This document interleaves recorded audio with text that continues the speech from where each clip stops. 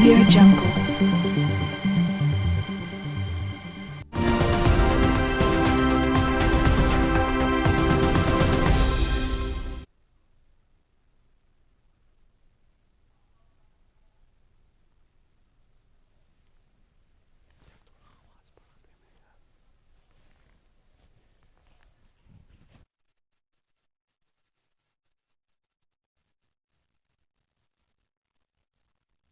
मेरे प्यारे देशवासियों, नमस्कार।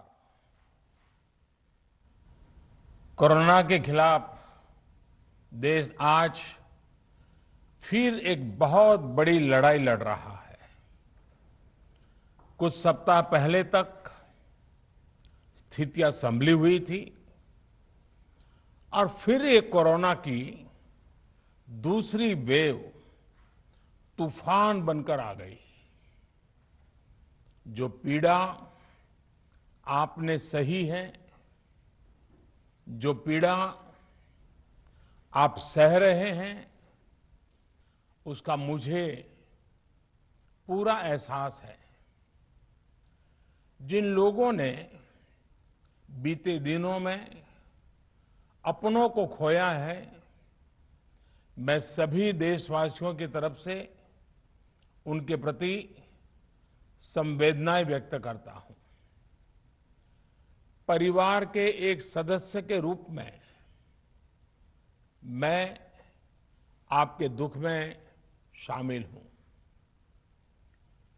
चुनौती बड़ी है, लेकिन हमें मिलकर अपने संकल्प, अपने हौसले और तैयारी के साथ इसको पार करना है। साथियों, अपनी बात को विस्तार देने से पहले मैं देश के सभी डॉक्टरों, मेडिकल स्टाफ, पैरामेडिकल स्टाफ, हमारे सभी सफाई कर्मचारी भाई बहन, हमारे एम्बुलेंस के ड्राइवर्स, हमारे सुरक्षा बल, पुलिसकर्मी, सभी की सराहना करूंगा।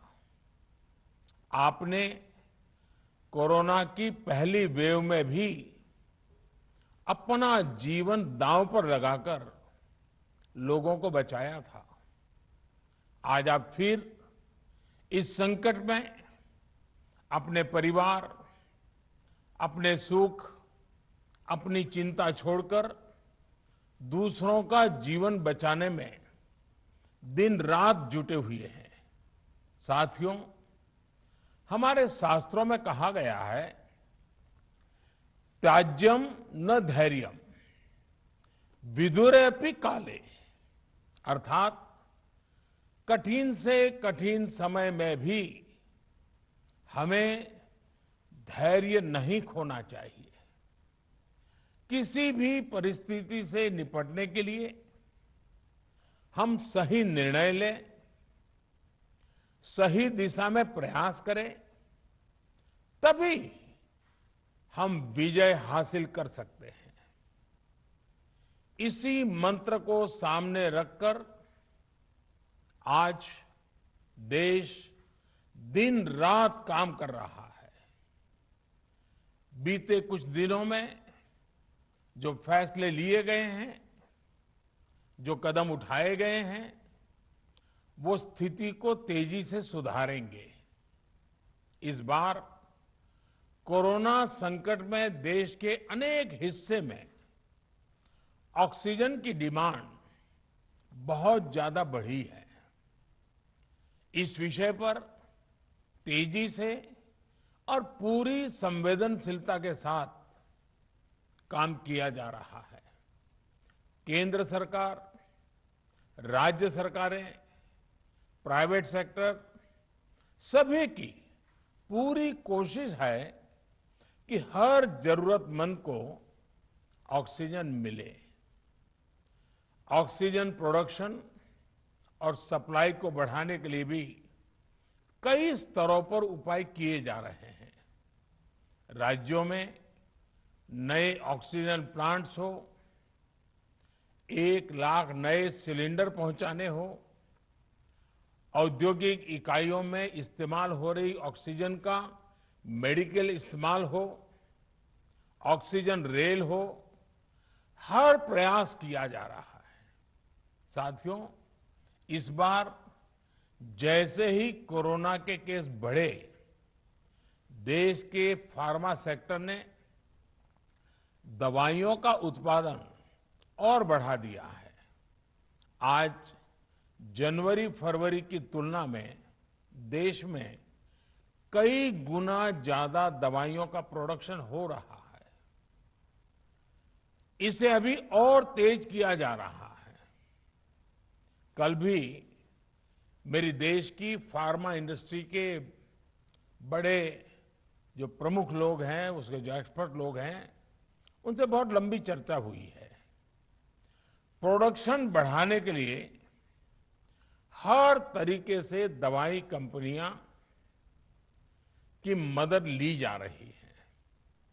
हम सौभाग्यशाली हैं कि हमारे देश के पास इतना बड़ा मजबूत फार्मा सेक्टर है जो बहुत अच्छी और तेजी से दवाइयां बनाता है। इसके साथ ही अस्पतालों में बेड की संख्या को बढ़ाने का भी काम तेजी से चल रहा है। कुछ शहरों में ज्यादा डिमांड को देखते हुए विशेष और विशाल कोविड हॉस्पिटल बनाए जा रहे हैं। साथियों, पिछले वर्ष जब देश ने कोरोना के कुछ ही मरीज सामने आए थे, उसी समय भारत में कोरोना वायरस के खिलाफ प्रभावी वैक्सीन के लिए काम शुरू कर दिया था। हमारे वैज्ञानिकों ने दिन रात एक करके बहुत कम समय में देशवासियों के लिए वैक्सीन विकसित की है। आज दुनिया की सबसे सस्ती वैक्सीन भारत में है। भारत की कोल्ड चेन व्यवस्था के अनुकूल वैक्सीन हमारे पास है। इस प्रयास में हमारे प्राइवेट सेक्टर ने इनोवेशन और एंटरप्राइज की भावना का बेहतरीन प्रदर्शन किया है। वैक्सीन की अप्रूवल्स और रेगुलेटरी प्रोसेसेस को फास्ट ट्रैक पर रखने के साथ ही सभी साइंटिफिक और रेगुलेटरी मदद को बढ़ाया गया है। यह एक टीम एफर्ट है जिसके कारण हमारा Bharat 2 made in India vaccine के साथ दुनिया का सबसे बड़ा टीकाकरण अभियान शुरू कर पाया। टीकाकरण के पहले चरण से ही गति के साथ ही इस बात पर जोर दिया गया कि ज्यादा से ज्यादा क्षेत्रों तक, जरूरतमंद लोगों तक वैक्सीन पहुंचे। दुनिया में सबसे तेजी से भारत में पहले 10 करोड़, फिर 11 करोड़ और अब 12 करोड़ वैक्सीन डोज दिए गए हैं। आज कोरोना से इस लड़ाई में हमें हौसला मिलता है कि हमारे health care workers, frontline corona warriors और सीनियर सिटीजन्स के एक बड़े हिस्से को वैक्सीन का लाभ मिल चुका है। साथियों, कल ही वैक्सीन को लेकर हुए एक और अहम फैसला भी हमने किया है। 1 मई के बाद से 18 वर्ष के ऊपर के किसी भी व्यक्ति को वैक्सीनेट किया जा सकेगा। अब भारत में जो वैक्सीन बनेगी उसका आधा हिस्सा सीधे राज्यों और अस्पतालों को भी मिलेगा। इस बीच गरीबों, बुजुर्गों, निम्न मध्यम वर्ग के लोग, 45 वर्ष की आयु के ऊपर के व्यक्तियों के लिए केंद्र सरकार का जो वैक्सीन कार्यक्रम चल रहा है वो भी उतनी ही तेजी से जारी रहेगा। पहले की तरह ही सरकारी अस्पतालों में मुफ्त वैक्सीन मिलती रहेगी, जिसका फायदा, जैसा मैंने कहा, हमारे गरीब परिवार हो, हमारे मध्यम वर्ग, निम्न मध्यम वर्ग के परिवार हो, वो उनका लाभ उठा सकेंगे। साथियों, हम सभी का प्रयास जीवन बचाने के लिए है, और जीवन बचाने के लिए तो है ही, प्रयास से भी ये है कि आर्थिक गतिविधियां और आजीविका कम से कम प्रभावित हो। प्रयास का तरीका यही रखा जाए। वैक्सीनेशन को 18 वर्ष की आयु के ऊपर के लोगों के लिए ओपन करने से शहरों में जो हमारे वर्कफोर्स है उसे तेजी से वैक्सीन उपलब्ध होगी। राज्यों और केंद्र सरकार के प्रयासों से श्रमिकों को भी तेजी से वैक्सीन मिले लगेगी। मेरा राज्य प्रशासन से आग्रह है कि वो श्रमिकों का भरोसा जगाए रखे। उनसे आग्रह करें कि वो जहां है वहीं रहे। राज्यों द्वारा दिया गया ये भरोसा उनकी बहुत मदद करेगा कि वो जिस शहर में हैं वहीं पर अगले कुछ दिनों में वैक्सीन भी लगेगी और उनका काम भी बंद नहीं होगा। साथियों, पिछली बार जो परिस्थितियां थी वो अभी से काफी भिन्न थी।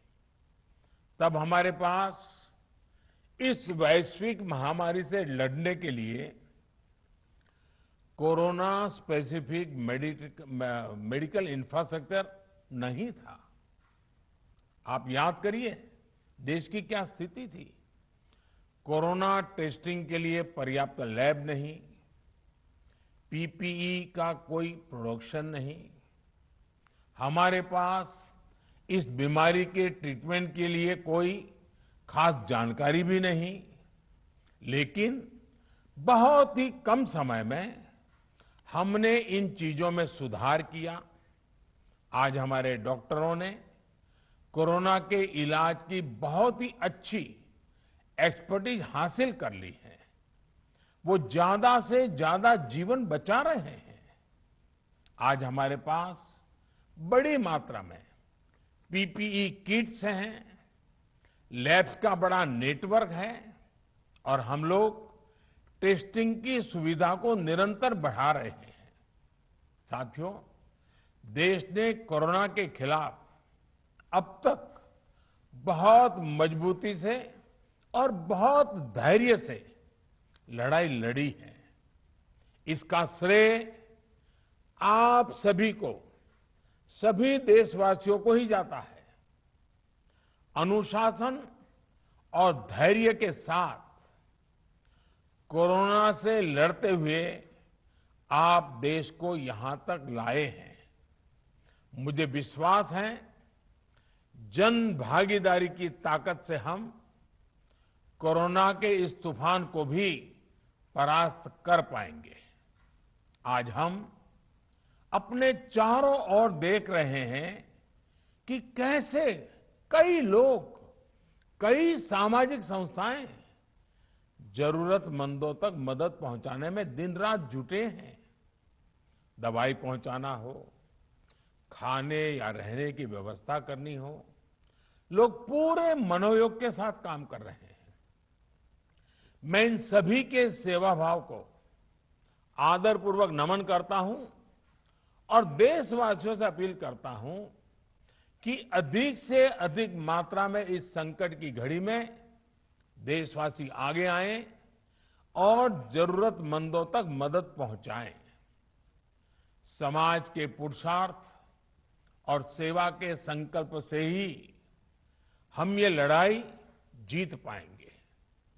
मेरा युवा साथियों से अनुरोध है कि वो अपनी सोसाइटी में, मोहल्ले में, अपार्टमेंट्स में छोटी छोटी कमेटियां बनाकर कोविड अनुशासन पालन करवाने में मदद करें। हम ऐसा करेंगे तो सरकारों को न कभी कंटेनमेंट जोन लगाने की जरूरत पड़ेगी, न कर्फ्यू लगाने की जरूरत पड़ेगी, और लॉकडाउन का तो सवाल ही नहीं उठता है, आवश्यकता ही नहीं पड़ेगी। स्वच्छता अभियान के समय देश में जागरूकता फैलाने के लिए मेरे बाल मित्रों ने बहुत मदद की थी। छोटे छोटे बालक, 5वीं, 7वीं, 8वीं, 10वीं में पढ़ने वाले, उन्होंने घर के लोगों को समझाया था, मनाया था। उन्होंने बड़ों को भी स्वच्छता का संदेश दिया था। आज मैं फिर अपने बाल मित्रों से एक बात विशेष तौर पर कहना चाहता हूं। मेरे बाल मित्र, घर में ऐसा माहौल बनाइए कि बिना काम, बिना कारण घर के लोग घर से बाहर न निकले। आपकी जीत बहुत बड़ा परिणाम ला सकती है। प्रचार माध्यमों से भी मेरी प्रार्थना है कि ऐसे संकट की घड़ी में वो लोगों को सतर्क और जागरूक करने के लिए जो प्रयास कर रहे हैं उसे और बढ़ाएं। इसके साथ ही इसके लिए भी काम करें कि डर का माहौल कम हो सके, लोग अफवाह और भ्रम में न आए। साथियों, आज की स्थिति में हमें देश को लॉकडाउन से बचाना है। मैं राज्यों से भी अनुरोध करूंगा कि वो लॉकडाउन को अंतिम विकल्प के रूप में ही इस्तेमाल करें। लॉकडाउन से बचने की भरपूर कोशिश करनी है और माइक्रो कंटेनमेंट जोन पर ही ध्यान केंद्रित करना है। हम अपनी अर्थव्यवस्था की सेहत भी सुधारेंगे और देशवासियों की सेहत का भी ध्यान रखेंगे। साथियों, आज नवरात्रि का आखिरी दिन है। कल रामनवमी है और मर्यादा पुरुषोत्तम श्री राम का हम सभी को यही संदेश है कि हम मर्यादाओं का पालन करें। कोरोना के इस संकट काल में कोरोना के बचने के जो भी उपाय है, कृपया करके उनका पालन 100% करिए। दवाई भी, कड़ाई भी, इस मंत्र को कभी भी भूलना नहीं है। ये मंत्र जरूरी है, वैक्सीन के बाद भी जरूरी है। रमजान के पवित्र महीने का भी आज 7वां दिन है। रमजान हमें धैर्य, आत्मसंयम और अनुशासन की सीख देता है। कोरोना के खिलाफ जंग जीतने के लिए अनुशासन भी, उसकी भी उतनी ही जरूरत है। जब जरूरी हो तभी बाहर निकले, कोविड अनुशासन का पूरा पालन करें। मेरा आप सभी से यही आग्रह है। मैं आपको फिर ये भरोसा देता हूं, आपके इस साहस, धैर्य और अनुशासन के साथ जुड़कर आज जो परिस्थितियां हैं उन्हें बदलने में देश कोई कोर कसर नहीं छोड़ेगा। आप सभी स्वस्थ रहें, आपका परिवार स्वस्थ रहे, इसी कामना के साथ मैं अपनी बात समाप्त करता हूं। आपका बहुत बहुत धन्यवाद।